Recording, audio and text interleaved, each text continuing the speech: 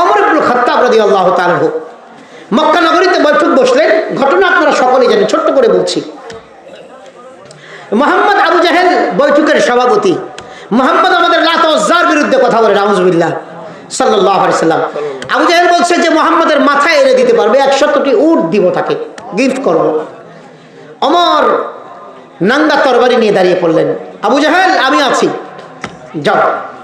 ওমর যাচ্ছে খোলা তরবারি নিয়ে মুহাম্মদুর রাসূলুল্লাহ সাল্লাল্লাহু আলাইহি ওয়াসাল্লাম মাথা আনতে।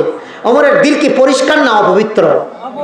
আরে যে ওমর যাচ্ছে মুহাম্মদুর রাসূলুল্লাহ মাথা আনতে, ওই অবস্থায় ওমরের দিল পাক না নাপাক? নাপাক না হলে রাসূলের মাথা আনতে কেউ যেতে পারে না। ওমর তো তখন রাসূলকে চিনেন নাই সাল্লাল্লাহু আলাইহি ওয়াসাল্লাম। ওমর যাচ্ছেন, পথিমধ্যে এক সাহাবীর সাথে দেখা। সাহাবী বললেন, ওমর কোথায় যাও? হযরত ওমর রাদিয়াল্লাহু তাআলা আনহু বলেন, আমি কিন্তু ইসলাম গ্রহণের আগের গল্প বলছি, এজন্য বারবার ওমর বলছি। ওমর বলেন, মুহাম্মদ যেহেতু আমাদের লাত উজ্জার বিরুদ্ধে কথা বলে, মুহাম্মাদের মাথা আনতে যাচ্ছি সাল্লাল্লাহু আলাইহি ওয়াসাল্লাম, মুহাম্মাদের মাথা আনতে যাচ্ছি। ওই সাহাবী গোপনে গোপনে ইসলাম গ্রহণ করেছেন।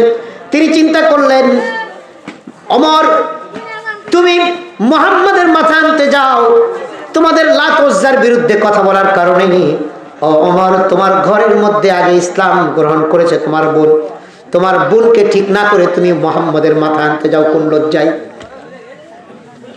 ওমর বলে, বলো কি তুমি?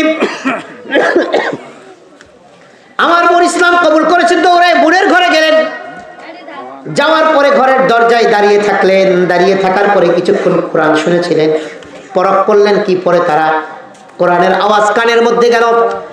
ঘরের দরজা পিটানো শুরু করলেন, নক করা শুরু করলেন। বোনের জামাই যে ছিল অন্য ঘরে গিয়ে লুকালেন। হযরতে খাব্বাব রাদিয়াল্লাহু তাআলা আনহু কোরআন শিক্ষা দিতেছিলেন, তিনিও লুকালেন। ওমর রাদিয়াল্লাহু তাআলা বোনের সামনে দাঁড়ালেন। দাঁড়ানোর পরে বোনকে বেদম ভাবে প্রহার শুরু করলেন।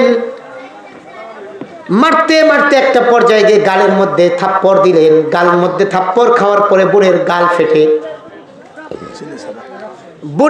ফেটে রক্ত ঝরঝর করে রক্ত পড়া শুরু হয়ে গেল। যেহেতু ভ্রাতৃত্বের বন্ধন, রক্তের বোন, ওই অঝোর ধারায় গাল ফেটে যখন রক্ত পড়া শুরু হলো, ওমর ইবনে খাত্তাবের মনের মধ্যে একটু মায়া চলে আসলো। বললো যে তুই কি পড়ছিলি, দে আমাকে দে, ওটা আমি একটু পড়ি। বোন বলে, না না, অপবিত্র কাউকে দেওয়া যায় না এই কোরআন। লা ইয়ামাসসুহু ইল্লাল মুত্তাহহারুন, রব্বুল আলামিন কোরআনে বলেছেন এই কোরআন যারা অপবিত্র তারা এই কোরআনকে টাচ করতে পারে না, এই কোরআনকে স্পর্শ করতে পারে না। ও ভাই, তুমি এই কোরআনকে অপবিত্র অবস্থায় ধরতে পারো না। কোরআন যদি ধরতে চাও গোসল করে আসো, তাহলে কোরআন দিব। ওমর গোসল করে আসলো, কোরআন দেওয়া হলো। ওমর সূরাত তাহা তিলাওয়াত শুরু করলেন।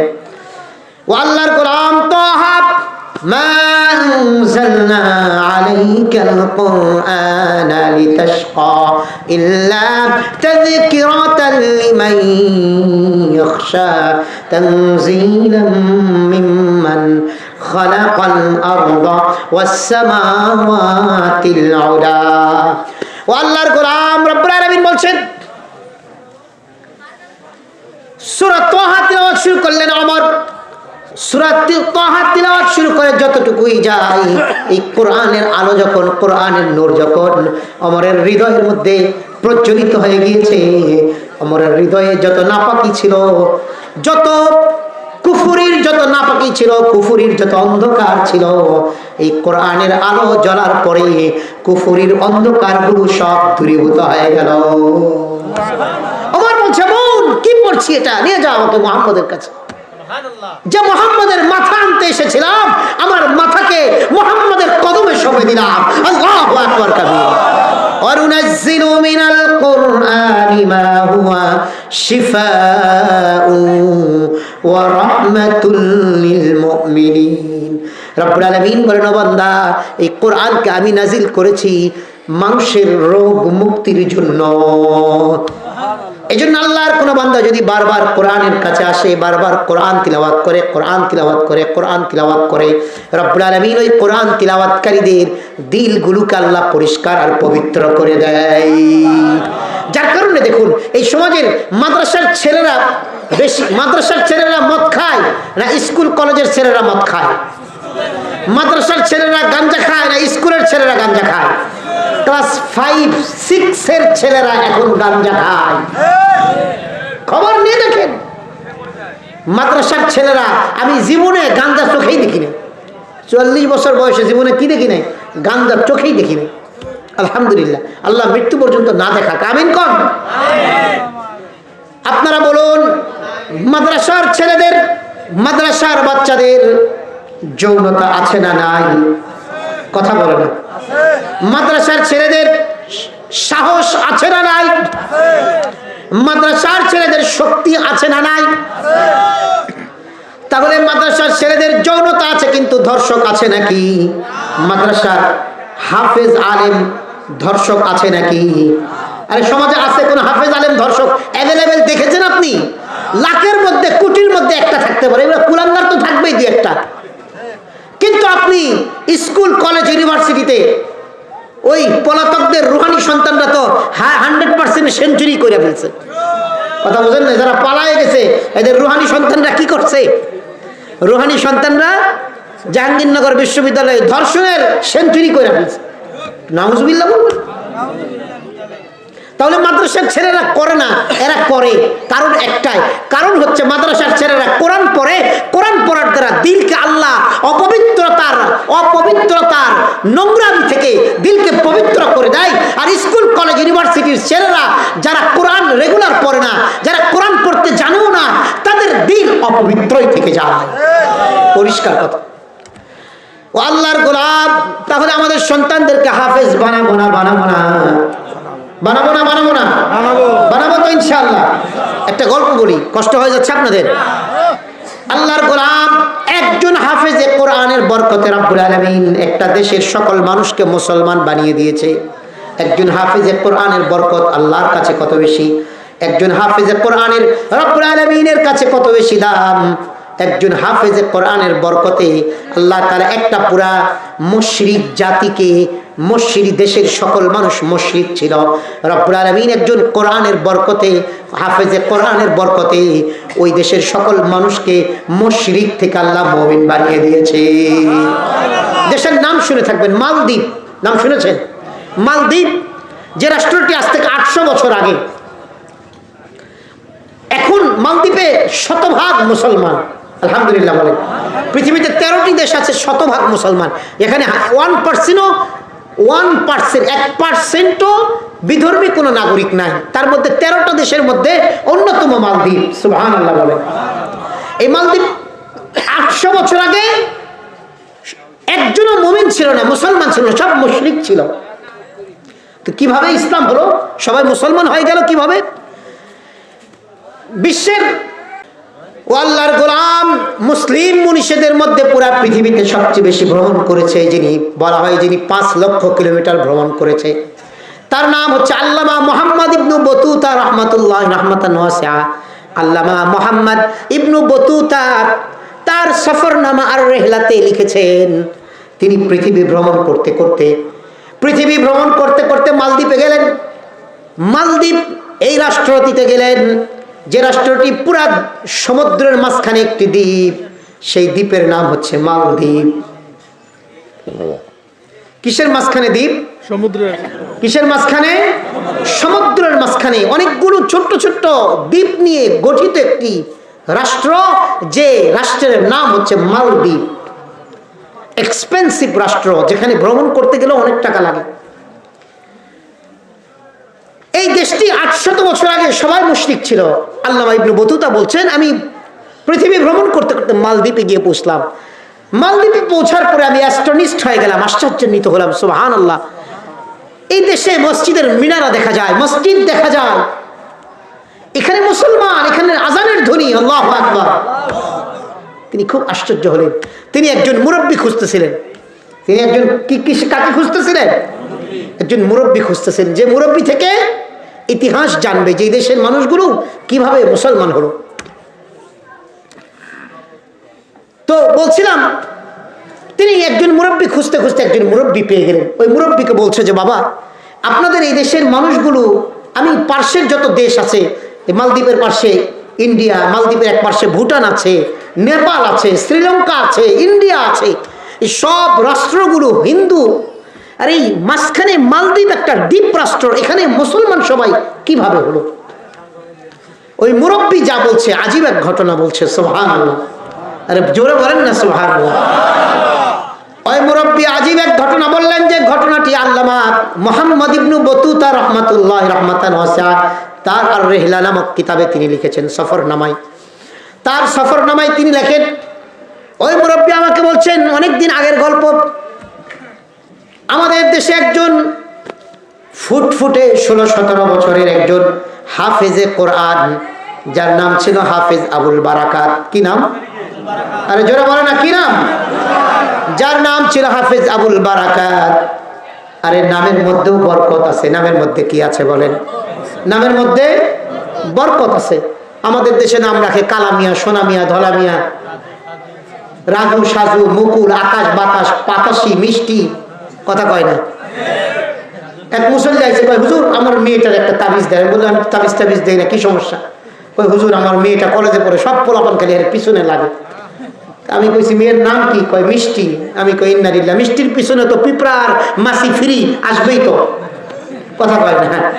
মিষ্টির পিছনে মশা, মাছি, পিঁপড়া কি আসবে ফ্রি। মেয়ের নাম চেঞ্জ করেন, রাবেয়া রাখেন, আয়েশা রাখেন, খাদিজা রাখেন, ফাতিমা রাখেন। ইনশাআল্লাহ এই মিষ্টি রাখলে পোলাপান যুবকরা তো কেউ পিঁপড়া হয়ে, কেউ মশা হয়ে, কেউ মাছি হয়ে ওর রস খাওয়ার জন্য আসতেই যাবে। ঠিক না? ঠিক পর্দা করান। আর মেয়ের নাম রাখুন খাদিজা, আয়েশা, উম্মু সালামা, ফাতেমা, এগুলো নাম রাখুন। ইসলামিক নাম, আম্মা জানদের নাম, ফাতিমার নাম রাদিয়াল্লাহু আনহুম আজমাইন, তাদের নাম রাখুন। দেখবেন ইনশাআল্লাহ কোনো শয়তান ময়তান লাগবে না। এই জন্য সন্তানের নাম ভালো রাখবেন তো ইনশাআল্লাহ।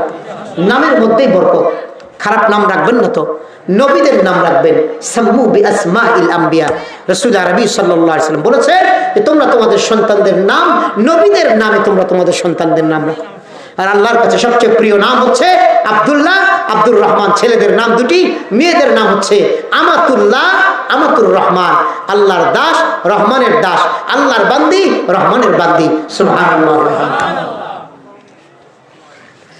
ওই যুবকের নাম ছিল হাফেজ আবুল বারাকাত, 15-16 বছরের যুবক।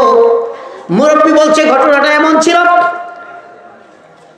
আমাদের ওই সমুদ্রের পাশাপাশি বাড়ি, এরকম একজন মহিলা আছে। ওই মহিলা একদিন সমুদ্রের মধ্যে গিয়েছে, সমুদ্রের ঘাটলাতে গিয়েছে। সেখানে পানি নেওয়ার জন্য তার প্রয়োজন, সাংসারিক প্রয়োজনে সমুদ্রের পাড়ে গিয়েছে। সমুদ্রের পাড়ে যাওয়ার পরে হঠাৎ করে তিনি দেখতে পায় একটা ছেলে, একটা 15-16-17 বছরের একটা ফুটফুটে যুবক ছেলে সমুদ্রের কিনারার মধ্যে ভাসতে ভাসতে এখানে এসে অজ্ঞান হয়ে পড়ে আছে।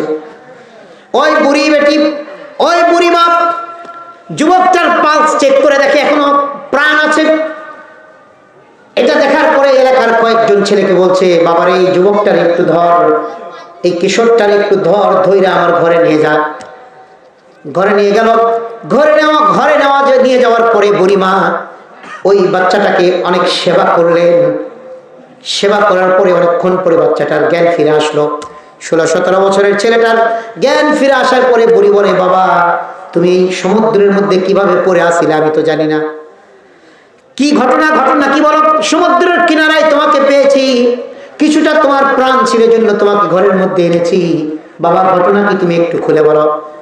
ওই ছেলে বলছে, বুড়িমা আমার নাম হাফেজ আবুল বারাকাত, আমার বাড়ি সৌদি আরবে, আরাবিয়ান কান্ট্রিগুলোতে। আমি পৃথিবী ভ্রমণের জন্য, দেশ দেখার জন্য আমি জাহাজের উপরে চেপে, জাহাজে চড়ে আমি ভ্রমণ করছিলাম দেশ থেকে আরেক দেশ। ভ্রমণ করতে করতে আমাদের জাহাজ যখন মালদ্বীপের কাছাকাছি চলে আসে, মালদ্বীপের কাছাকাছি আসার পরে আমাদের জাহাজটা হঠাৎ করে প্রচন্ড ভয়ঙ্কর ঝড়ের কবলে পড়ে যায়। ওই ভয়ঙ্কর ঝড়ের কবলে পড়ে যাওয়ার পরে ওই জাহাজটা ছিন্ন ভিন্ন হয়ে ডুবে চলে যায়। ডুবে যাওয়ার পরে আমার শুধু এতটুকু মনে আছে, একটা কাঠের টুকরা পেয়েছিলাম, ওটাই ধরেছিলাম। তারপরে আমি অজ্ঞান হয়ে যাই, তারপরে এই তো অজ্ঞান ফেরার পরে আমি আপনার ঘরে আমাকে পেলাম। বুড়ি বলে, বেটা তোমার কোনো ভয় নেই, তুমি আমার ঘরেই থাকবা। যতদিন পর্যন্ত তোমার দেশে যাওয়ার জাহাজ আর না পাও, তুমি আমার ঘরেই থাকো, আমার কাছেই তুমি লালিত পালিত হও, কোনো অসুবিধা নেই, তুমি আমার কাছেই থাকবা। আল্লামা মুহাম্মদ ইবনে বতুতা রাহমাতুল্লাহ রাহমাতান ওয়াসিআ আর রেহলা কিতাবের মধ্যে লেখেন, ওই যুবক ওই বুড়িমার ঘরে খাবার খায়, থাকে এখানে এখানে খায়। আর ওই মালদ্বীপ, ওই দেশটা সুন্দর একটা দেশ, সমুদ্রের কিনারায় কিনারায় ঘরে। কখনো কখনো সকালবেলা খেয়ে বের হয়ে যায়, সারাদিন ঘুরে বিকেল বেলায় ঘরে আসে, আবার কোনোদিন সকালে খেয়ে বের হয়, দুপুরবেলা বুড়ির ঘরে আসে। একদিনের ঘটনা এমন হলো, অনেক দিন পরে একদিনের ঘটনা এমন হলো, হাফেজ আবুল বারাকাত সকালবেলা বুড়ির ঘর থেকে খেয়ে বেরিয়েছে। সারাদিন ঘুরে সন্ধ্যাবেলার দিকে হাফেজ আবুল বারাকাত ওই বুড়ির ঘরে এসেছে। বুড়ির ঘরে এসে দেখে এলাকার যত মানুষ আছে, ছেলে মেয়ে যুবক যুবতী, এলাকার যত মানুষ আছে সবগুলো এসে ওই বুড়ির ঘরে সবগুলো এসে ভিড় জমিয়ে ফেলেছে। হাফেজ আবুল বারাকাত চিন্তা করলেন, ঘটনা কি? অন্য কোনো দিন তো, অন্য কখনো তো এমন হয় না, পুরা এলাকার সমস্ত ছেলে মেয়ে যুবক যুবতী বৃদ্ধ বুড়া সকল মানুষ এখানে জমায়েত হয়েছে, ঘটনা কি? হাফিজ আবুল বারাকাত ঘটনাটা বোঝার জন্য তিনি ওই বুড়িমাকে, বাড়ির মালিককে খুঁজতেছেন। খুঁজতে খুঁজতে অনেকক্ষণ পরে বুড়িকে পেয়ে গেলেন। পাওয়ার পরে বলেন, বুড়িমা ঘটনা কি? এলাকার সকল মানুষ কেন আপনার ঘরে, কি হয়েছে বলেন? বুড়ি বলে, বেটা তুমি ভিনদেশী মানুষ, তোমার এটা জেনে, তোমার এই বিষয়টা জেনে কাম নাই, তোমার জানার দরকার নাই। হাফেজ আবুল বারাকাত বলেন, না মা আপনি বলুন, আমি একটু শুনতে চাই ঘটনা কি? এলাকার সকল মানুষ এখানে এসেছে কেন? আপনার বাড়িতে জমায়েত হয়েছে কেন? বুড়ি বলে, বেটা শোনো, তুমি যদি একান্তই শুনতে চাও তাহলে শোনো বেটা। আমাদের দেশে যেহেতু হিন্দু ধর্ম আমরা অবলম্বনকারী, হিন্দু ধর্মে বিশ্বাসী আমরা, আমাদের ধর্মের একটা বিশ্বাস হলো প্রতি বছর অমাবস্যার রাত আছে। এই অমাবস্যার রাতে ওই আমাদের এই মালদ্বীপের এক কর্নারে সমুদ্রের সাথে লাগানো একটা ঘর আছে, আমাদের মন্দির আছে, ওই মন্দিরের পাশেই শ্মশান ঘাট আছে। প্রতি বছর অমাবস্যার রাতে ওই মন্দিরের মধ্যে একটা ষোড়শী কুমারী যুবতী, 16 বছরের অবিবাহিতা একটা যুবতী মেয়েকে ওই ঘরের মধ্যে সন্ধ্যাবেলায় রেখে আসতে হয় অমাবস্যার রাতে। সন্ধ্যাবেলায় অমাবস্যার রাতে সেখানে রেখে আসলে সারা রাত্রি ওই সমুদ্র থেকে দেও দানব জিন্নাতেরা উঠে এসে ওই যুবতী মেয়েটার সাথে জিনা ব্যভিচার করে, মেয়েটাকে হত্যা করে, মেয়েটার শরীর থেকে মাংস খেয়ে সেগুলো চলে যায়। এটা হচ্ছে আমাদের ধর্মের বিশ্বাস। তো হাফেজ আবুল বারাকাত বলছে, আচ্ছা এটা বুঝলাম, এটা আপনাদের ধর্মের বিশ্বাস, তো সব মানুষ আপনার ঘরে আসছে কেন?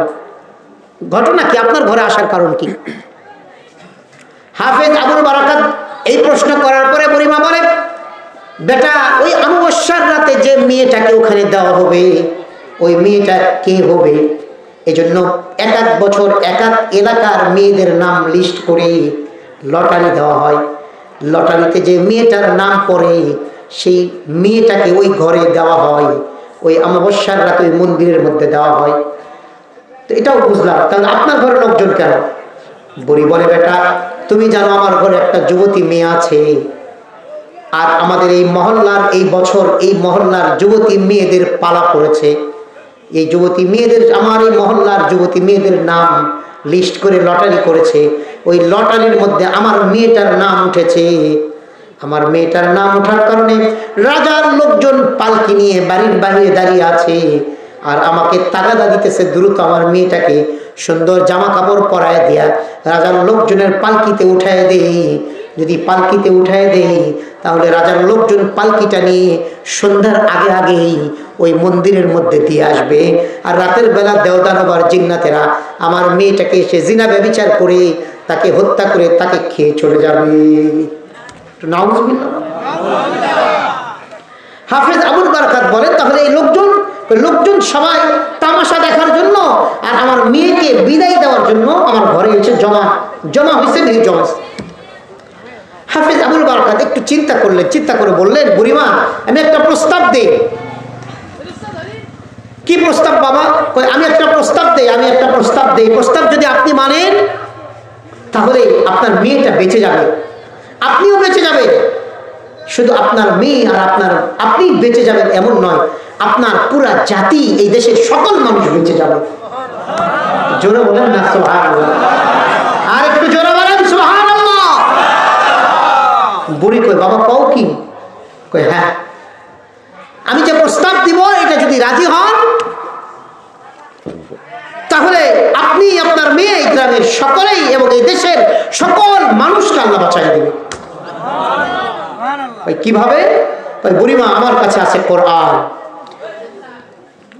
আমি এক আল্লাহতে বিশ্বাসী, আমার আল্লাহ সত্য, আর আমার আল্লাহর কাছে আমাদেরকে যাওয়ার জন্য, আল্লাহর পথ, সঠিক পথ চেনার জন্য, জান্নাতের রাস্তা বোঝার জন্য আল্লাহ আমাদেরকে যে গাইড বুক পাঠিয়েছে, সেই গাইড বুকের নাম হচ্ছে কোরআন। আর যে কোরআন আল্লাহ পাঠিয়েছে এটাও সত্য। আর এই সত্য কোরআন, সত্য আল্লাহর সত্য কোরআন যার কাছে থাকবে, আল্লাহ তাকে কখনো ফেইলিওর করবে না, অসফল করবে না, তাকে সব জায়গাতেই সাকসেসফুল, তাকে সফলতা দান করে দেবে।